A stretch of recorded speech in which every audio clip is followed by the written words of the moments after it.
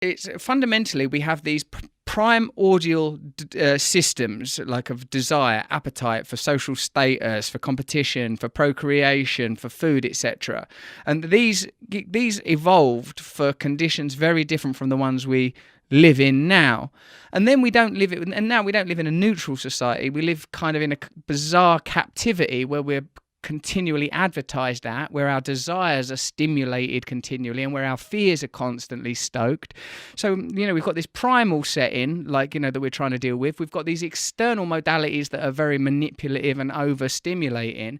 And I feel that both the 12 steps and, as you say, the path of a yogi is a way of managing these own primordial desires and these external influences and finding some place of truth, or at least connection, within those two competing forces. Yes, along with a community of people to help you along. Yeah, because alone it's too much. I don't know how anyone could do that alone.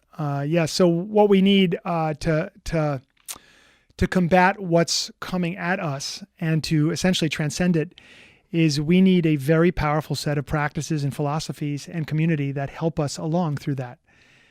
Interesting that this group of people who are struggling with addiction, generally speaking, are very sensitive beings.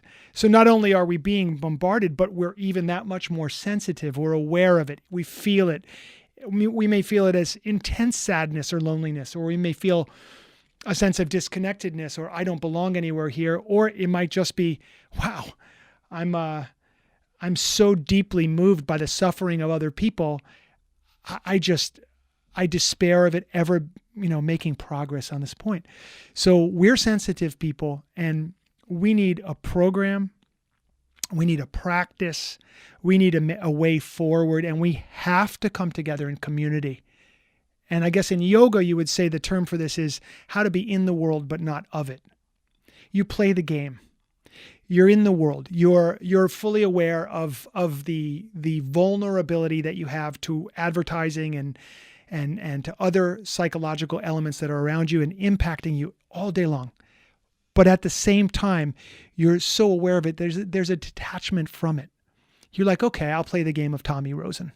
I'll play the game of Tommy Rosen. I know how Tommy Rosen would act here. I'll do that thing, but I'm not going to get too caught up in it.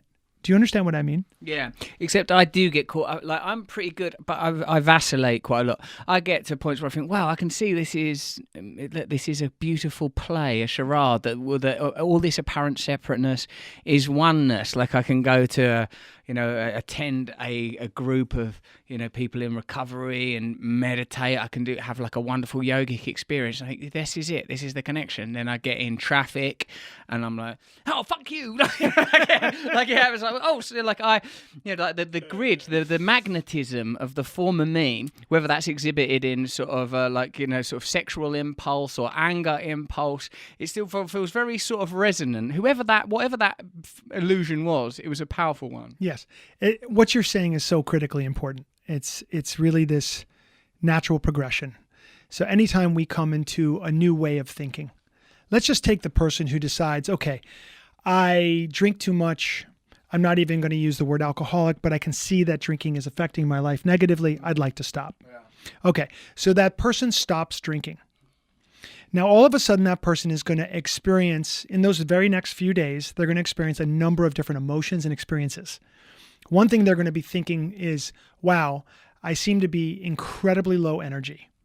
They're going to be their energy is going to be low, and they're going to be missing something that's been there for them. On a chemical note, what they're missing is sugar, because in the form of alcohol, they've been putting large amounts of sugar in their body, and now they're not. They're also going to be missing their community. If I go to the bar, I know I'm going to drink. Everybody I know goes to the bar. I can't go to the bar, therefore I'm going to be alone for a while. So there's a sense of loneliness. They're going to feel so many different things over that next few days that if they just stay by themselves and experience all these emotions, it isn't going to work out. All the time, they've got a vacillation taking place, like what you're describing. You've got new consciousness, meaning the consciousness of somebody who doesn't drink alcohol anymore and who is content with that. So you're messing around with that consciousness. Here I am. I've let go of alcohol. Now I'm in this new place. It's very natural. In fact, I don't know anybody who doesn't do this. When you come to the new consciousness, There's a vacillation back and forth, up and down. We call it, when the person goes back to a self-harming behavior, we call it relapse. But really what that is sometimes part of a natural vacillation. I've tried this. I don't know how to be steady in this new consciousness. I'm going to drop back down. Okay, that doesn't go so well. Come back again. I'm going to try here. Now, if you have practices and teachers and a community, they will help you to solidify yourself in that new level of consciousness. Now you're there. That's when you stop having cravings, for example, which for any alcoholic or addict, that's an unbelievable day when they wake up and realize, I don't actually think about using all the time anymore. In fact, it's rare. So they've now established themselves and they're steady at this new level of consciousness. Well, let's just say that's stage 1 recovery. There's another 100 or 1,000 or million stages beyond that. And what you're describing is exactly what happens at every new level of consciousness. No matter what you're facing or what you're trying to get to, my teacher would say, we're all beginners to our next step. Where every one of us is a beginner to our next step.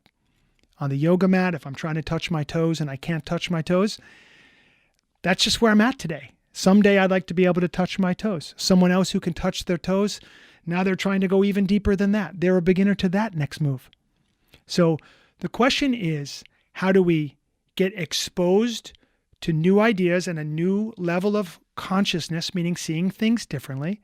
And then the next question is, and this is different skill set, how do I embody practices and philosophies that will help me to build solidity at the new level of consciousness? You can see how that's a good exhibition, beautifully explained, by the way, of steps 1, 2, and 3. That's sort of like the 1, okay, I don't know what I'm doing. 2, okay, I see there could be another way. 3, I don't know how to sustain it. You tell me how to sustain it. Give me the practices, the community, the guidance in order to sustain it. With me, like both as an addict or recovering addict or whatever the hell it is I'm now, like it feels like continually that the spectrum and range has been broad. Like there are certain situations that I can be in. I don't know. I sometimes think that we're people that should have been tapped on the shoulder by a Tibetan monk at 4 years old, and they go, "Come this way. The material world's never going to work for you. You need to come live with us in the temple." Because like me, when I'm in certain when I'm in the right environment, which is basically unbridled adulation, then I'm such a nice guy. Like on a stage in front of a lot of people being grateful to me. There is no me then. I am only flow. But what I've always found hard is to house that. Sometimes to come down from that experience. I've done some, when I do live work now, I'm thinking about these spiritual principles. I'm trying to convey it. I'm trying to get out of the way and just allow it to come, as I'm sure you do as a teacher. Just like think, it will come through me. I do it. And then then for me, one of my mentors says, for you, the spiritual life, no problem. For you, the real world is the problem. How do you now, you're going to have to deal with people, their needs, their requirements, your own shortcomings, your own failings. It's like part of me yearns for, or sometimes think requires, a monastic kind of life where I'm simply not confronted with these unnatural influences such as sitting in traffic, being confronted with semi-pornographic imagery. I need a monastery. Yes. Well, you can take respite at periods of time in your life to get perspective. But the simple fact is you're in this frame. Right. This is where we've ended up, isn't it, Tommy? You're in this physical frame. And so you have spirit and you have the physical, and it's a contentious marriage, really. That's the contentious marriage. There's a part of you and I, and almost all of us feel, and we can't shake this, that it should be different. That this should be some other way. What is that feeling? I should not be triggered by semi-pornographic images. I should not be triggered in traffic. I mean, every time I get online at the DMV, get on customer service with Frontier Communications, all of my yoga flies out the window.